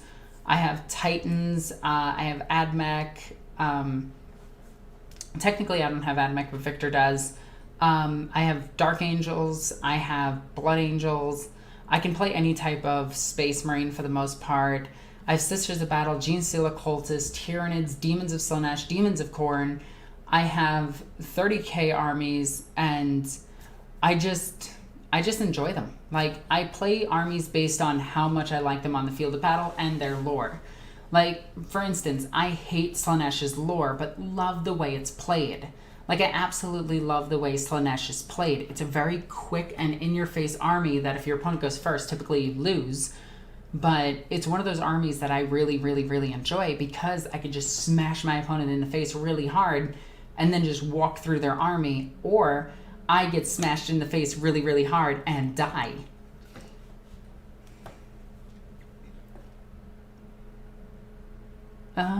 Let's see. Warm water, nope. Yeah, but my throat is really dry right now. I could just walk to my kitchen and grab a cold water, which is what I'm gonna do.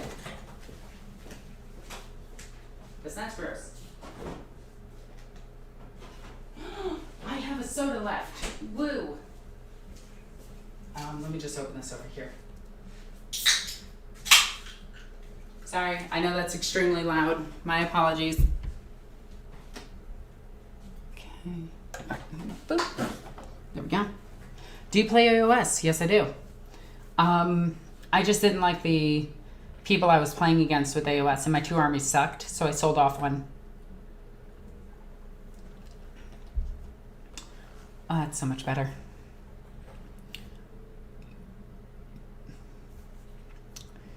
Judicar makes a great Ember's champion as well. Ooh, that's actually a really good one.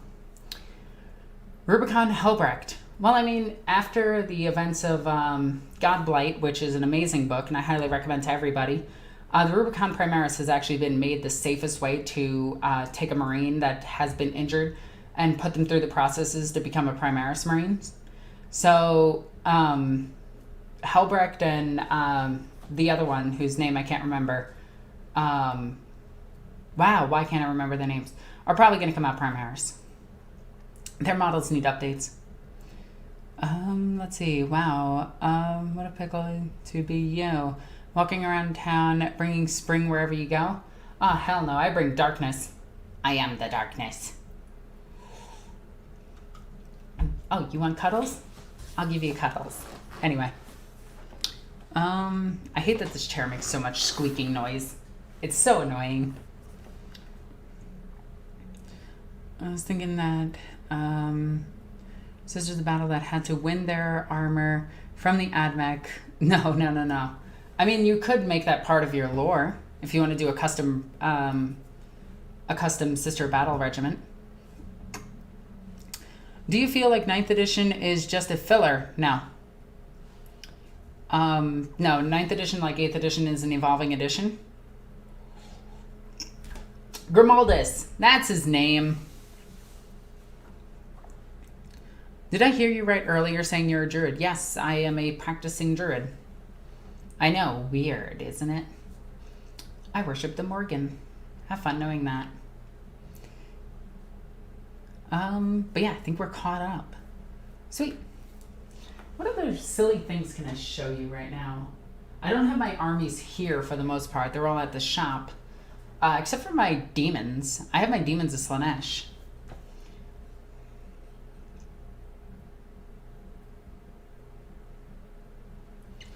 Your mic is very good. Checks whisper. I have no idea. All I know is this mic is really good for voice acting.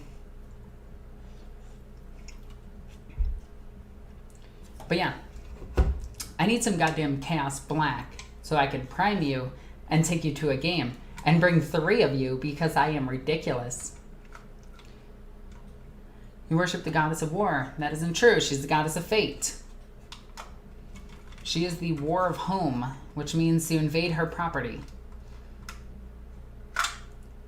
Don't mess with me in the Morgan. Hey Alexis, looted demon engines. Do it. Possibly powered by shoving squigs inside dangerous spiky machinery. I absolutely love the idea. So have you done a tutorial on how to do homebrew factions? God damn, that's a really good idea. That is...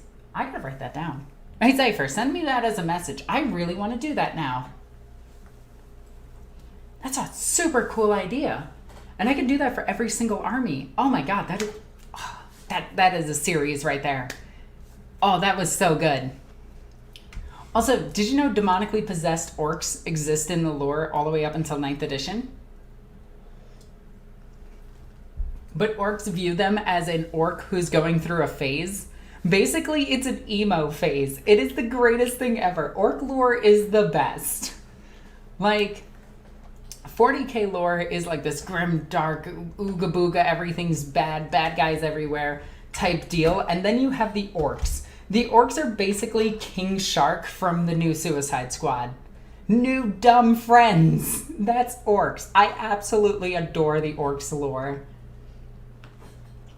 They're just so happy. True. Like, orcs never take anything seriously. They are either the most grimdark of grimdark ever, or their new lore is basically, yeah, they're just doing things that they just like. You knew about catching your burps. Oh, ew. Gross. Sorry. Does it really pick up that well? Aren't there corn storm boys? Yes. Orcs always know how to cheer people up. There's an Imperial Guard book. I cannot remember where it is. Excuse me. Sorry, soda makes me burp. I apologize. But there's an Imperial Guard book where a orc is contracted to work with the Imperial Guard. And the funny part about it is there's an Inquisitor watching. And the Inquisitor sees an orc run out to a child. And the Inquisitor is just like, the child's going to be eaten by the orc. And the orc picks up the child, takes a bunch of rounds to the chest while running away, puts the child down in cover, picks up his weapon, and just goes running back into battle. And the Inquisitor's just like, everyone, no one saw that. Delete that. Let's see. Have you read the fan fiction, The Emperor's Greenest? No, I haven't. Homebrew Chaos Orc Tau Mercenaries. I mean, that sounds like a rogue trader party to me. Orcs are terrifying, but they are happy. They're the bestest. Agreed. Can a noble buy power armor? A basic person can buy power armor, but you cannot buy Sister of Battle power armor. Sister of Battle armor is very, very, very unique, and it's made strictly for the sister itself. But if they were to acquire a dead sister's power armor, they could buy it, but buying that is against the law. And they would have the wrath of the ecclesiarchy on top of them. But yes, they could buy it.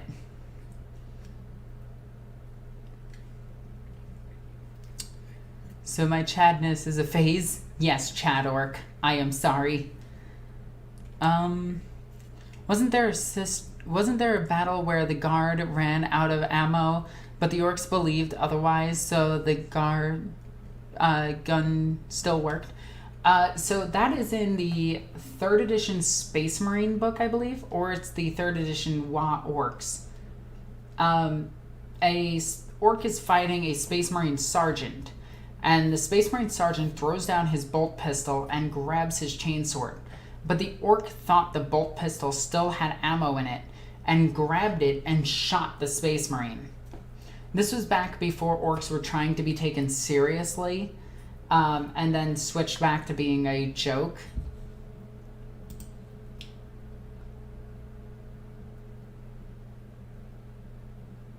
Oh, okay. But yeah, it's definitely silly. Orcs they just have some of the best lore. Like, I love orcs. There is no reason not to like orcs. And orc players in 40k are typically like the happiest people you'll ever meet. Have you ever combined all the heads of a Carnifex on a model to take advantage of all of the options they give? So technically they don't do anything anymore, which kind of sucks. But back in the day when they did do stuff, I had the regenerate ability as well as the tusks, So what I did is I clipped the tusk off of the other part of the head and put it on the regenerating head, so I had a tusked regenerating head. I love the current joke about orcs. By the way, orcs have penises and full male, female, and non-binary genders.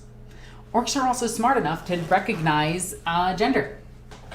They will recognize a male, female, and non-binary characters. What should I buy to start collecting AdMac? Their combat patrol is really good. Orcs are actually the good guys. I wouldn't say they're the good guys. They're like true neutral. I would definitely say the good guys in strictly within the universe itself of 40k, the good guys would actually be the Imperium. And I'm putting that in strong quotes. But if you take a look at the 40k's lore in general, the Imperium is a bunch of fascists. The Orks are just a brutal monster of an enemy that just comes and destroys. The Tyranids are sociopathic. Chaos is just a giant jerk. Tower also, in terms of like the worst parts of like World War II, like concentration camps and things like that, that's what the Tau do. The Eldar are kind of there. I've always viewed the Eldar as kind of the good guys of 40k. Like, they messed up and they just kind of leave everything alone. They're just like, you know, we screwed everything up. We think we know better, but we're just a bunch of idiots.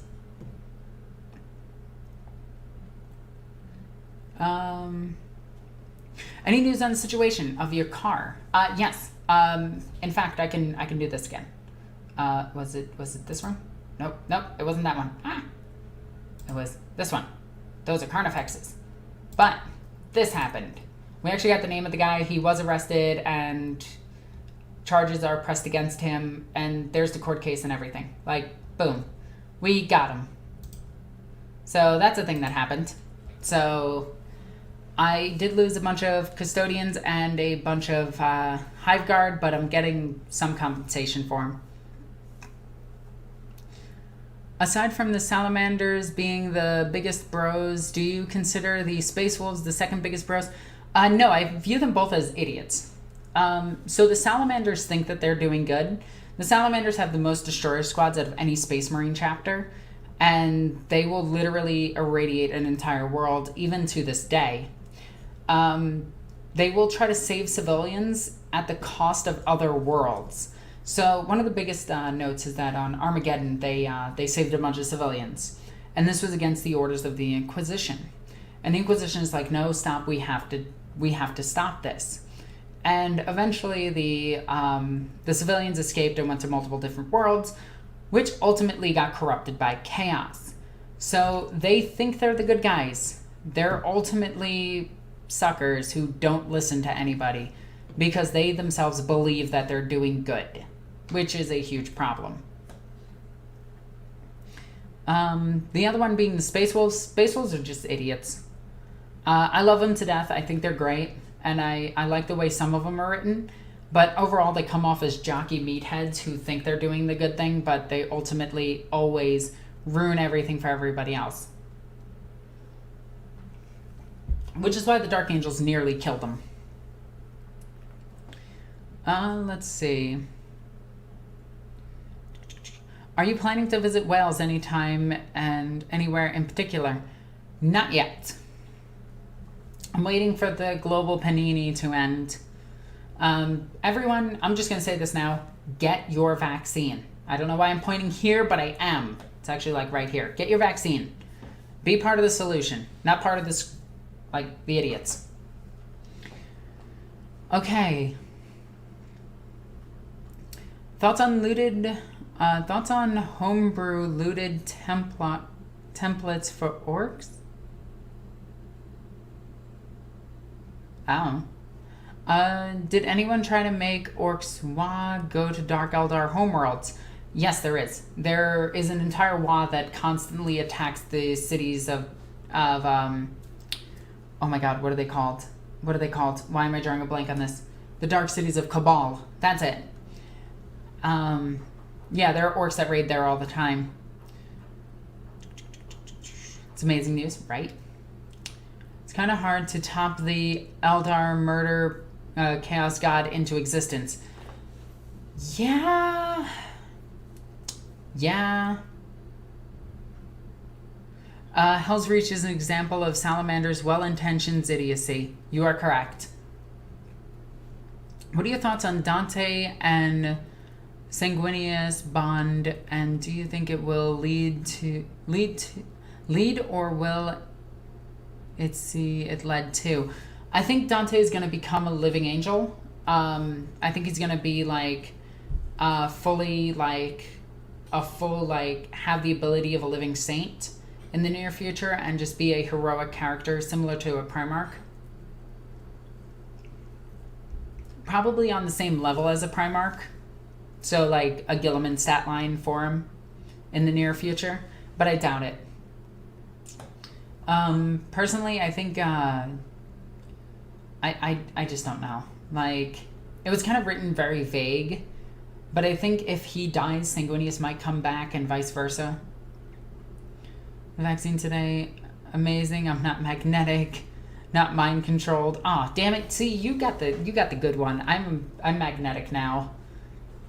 It's a shame. I have magnet powers. Do you like Constantine Valdor's return? Yes, I do. I actually think it's a really cool twist because it shows the entire time that Inquisitor Ravnor was actually the bad guy. And it's really, really, really, really nice. What secret romance do you want back in 40k?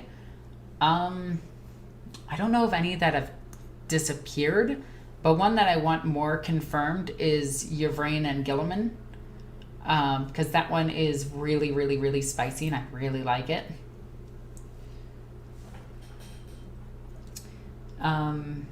But yeah, they had a few romances recently in 40k and I really like it. Like Mark of Faith had the lesbians. Our Martyred Lady confirmed that Celestine and Greyfax actually think of each other. Could the Emperor ever commit the Astartes to the same fate as the Thunder Warriors? So, the Emperor didn't order the execution of the Thunder Warriors. Okay? This is actually in Constantine Valdor's book. So, the Thunder Warriors sided with Astarte, who is one of the former lovers of the Emperor back in the Emperor's sillier years, back when he was in a polyamorous relationship with Astarte, Urda, and Malkador, and a few others. But when he made the Space Marines, he didn't need the Thunder Warriors anymore, but the Thunder Warriors were still meant to be used. It's just the Thunder Warriors started siding more and more with Urda and with Astarte and started rebelling against the Imperium. And that's when the Custodians and the Space Marines were called in to take care of them. Excuse me. Do you play Foxhole? No. How does Sisters of Battle feel about Guilliman and Yvraine? They don't really know about Yvraine too much. The Greater Imperium doesn't know about it. Celestine knows about it. I would love to hear that. I would love to see a story between, like, okay, it's Guilliman, Yvraine, Celestine, and Greyfax traveling through back to Macragge, or back from Macragge to Terra, because that was part of one of the campaigns. I would love to hear a conversation between Celestine and Greyfax. Not Celestine and Greyfax, Celestine and Yvraine. Because that would be, like, the greatest conversation ever. Because Yvraine would just be, like, a snippy little jerk, and Celestine would be like, oh, you, I don't know how I feel about you. Aren't you a murder elf? I mean, you did come and save us. That was cool. The Emperor told me that. And she'd just be like, wait, what? You talk to your gods? Don't you? Well, yes. And there could be, like, a whole conversation there. Also, it'd be kind of funny if Celestine read her emotions and was just like, you have alternative motives of Guilliman, don't you? And she's just like, what? No.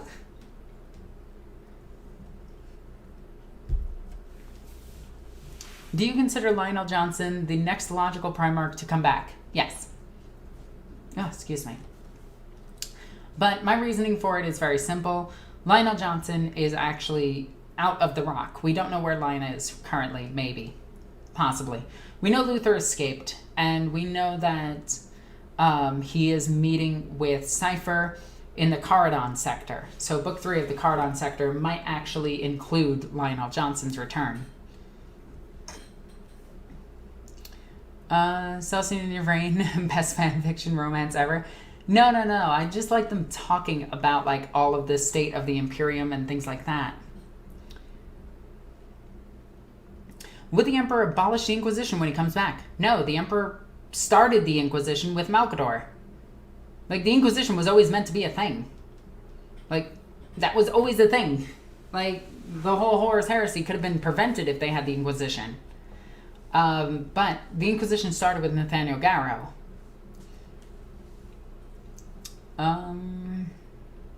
So, yeah, the Inquisition would stay. In fact, even Gilliman acknowledges the Inquisition's necessity.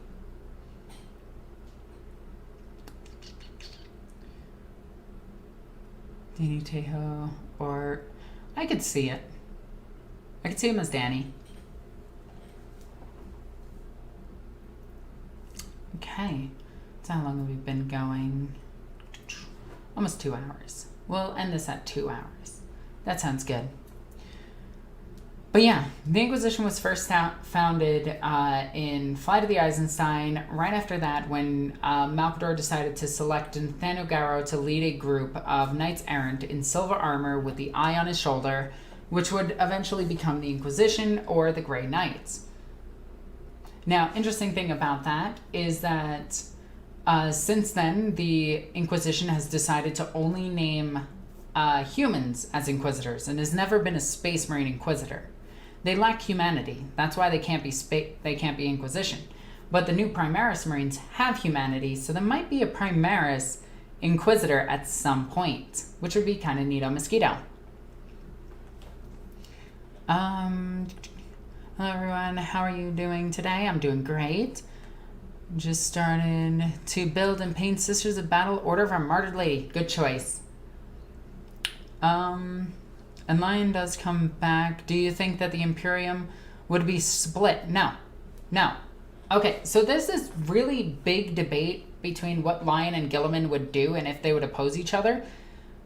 Lion agrees with Gilliman.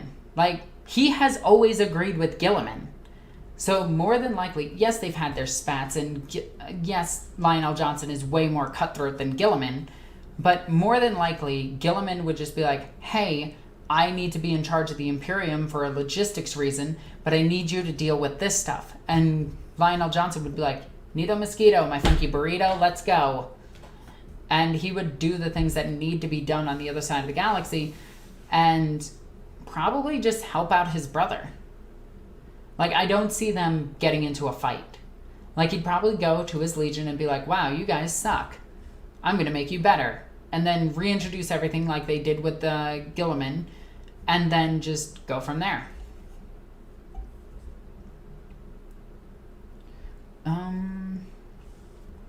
But yeah, I don't really see it as them coming back and him just immediately fighting each other. Like, they're brothers. They would talk to each other first.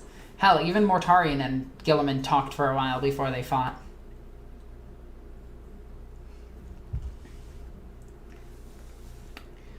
But yeah, it's been kind of crazy. Let's see. I just got a new comment. I think that maybe Orks would be better against Necrons than Eldar. Granted, this was the Cork level. So the War in Heaven has been errated like 8,000 different times. So it really depends. Like, in some, the Orks didn't even exist. So have fun knowing that. Well, I think they would argue a lot, but they'd cooperate and do what needs to be done. I think they would immediately agree with each other. They would go and check out the whole universe and how it is. And then Lionel Johnson would probably just be like, okay, brother, there are a lot of lost worlds. I'm going to go and deal with that. And he would reunite the Dark Angels into a legion. which is kind of what he would do. He would probably go up against it just to fight against it, like Guilliman brought in the Grey Legion in order to, God, my voice is going, in order to spread the Space Marines out to every single chapter. I think the Lion would probably... Lion would say, Bobby G, what have you done with my Legion? No, he wouldn't. Because he agreed with Guilliman for the Codex Astartes. It was too powerful, but Lion set up for his Legion to keep acting as a Legion indefinitely, using the Codex Astartes, because Lionel Johnson is very smart. The Imperial Church would definitely fall if the Emperor came back. Also incorrect. Malcador, the hero, actually went to try to protect Euphrates Keeler, who is the leader of the Imperial faith. So just saying, the Emperor needs the Imperium to have faith in him at this point. He is a god that does not want to be a god, but is a god by necessity. So he needs the Imperial faith to exist. Would he change it? Yes. Same as Guilliman. Guilliman is ultimately going to change it. I have to cough. I could feel it.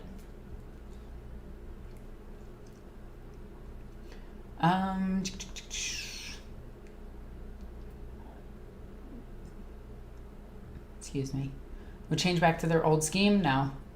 The Imperial Church would definitely fall? No. So it's more like the Lion as being more of a secondary in command War Master of the Imperium like Horus. Yes. Yes. Orks never existed. Orks always existed.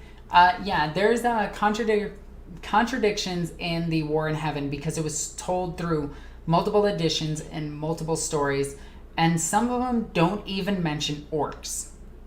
Like, they just weren't a thing.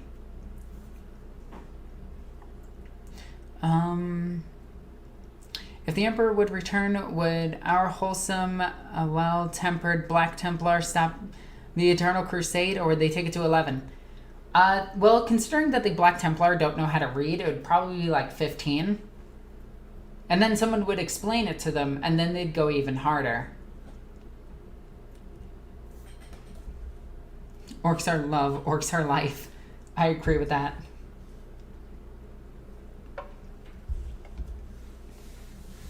Okay, so I think I'm going to end this stream here. Excuse me. I hate drinking soda. It always makes me burp. It's so gross. But I am going to end this stream here. I want to thank everybody for supporting the channel. And I want to tell everyone just a big thank you. And I guess I'm going to go to the store, pick up something, and then come back and watch Lord of the Rings all night, apparently. So that's what's going to happen. Are you going to Adepticon in 2020? Yes, I am. But all of that put aside, I want to thank everybody for joining me. As always, I'm NornQueenAlexis. I love you guys.